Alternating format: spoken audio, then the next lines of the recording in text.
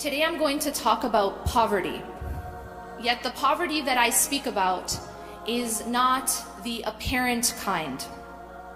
You see, before you can begin to speak about any concept, we need a criterion.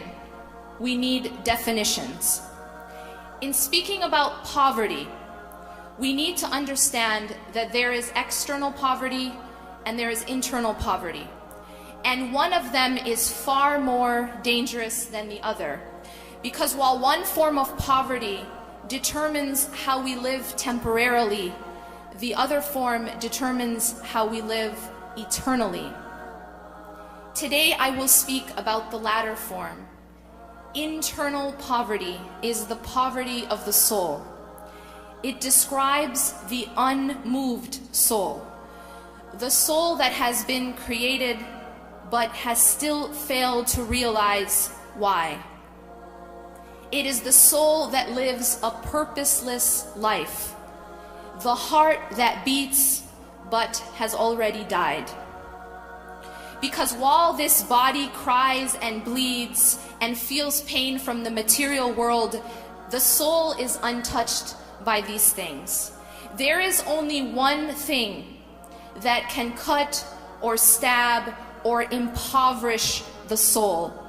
There is only one thing that can kill it, to deprive it of its only one true need, to be close to its originator, to be near God.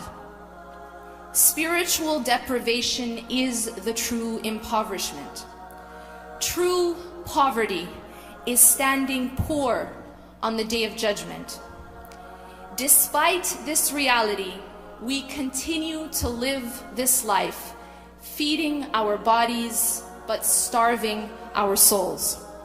The sad irony of this focus is that the body that we tend to is only temporary, while the soul that we neglect is eternal.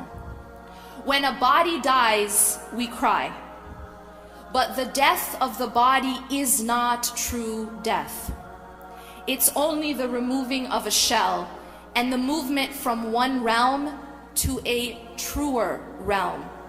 We weep for the departing bodies, but our hearts are unmoved by those bodies which are still alive, but whose hearts and souls have already died because of the alienation from that which gives life, God.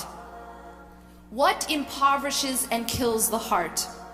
It is allowing the heart to love anything as it should only love God. See, the heart was created with a very particular nature and for a very particular purpose. When you fail to use any created thing for the very purpose for which it was created, it breaks. It drowns, it starves, it dies. The heart was created by and for God.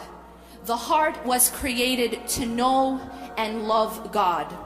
The heart was created to be given to God, to be filled with God. The heart that is given to or filled by any other thing suffers the most painful impoverishment and death. The human heart is like a boat in the ocean of dunya. The boat that allows the ocean's water to enter breaks and then drowns. The human heart that allows this dunya to enter breaks and drowns and becomes owned. Owned by this life, owned by our gadgets, our Facebook, our jobs, the distractions, the fashion trends, the marketing tools, the money, the power, the status. The heart that is owned by this life is a prisoner of the worst kind.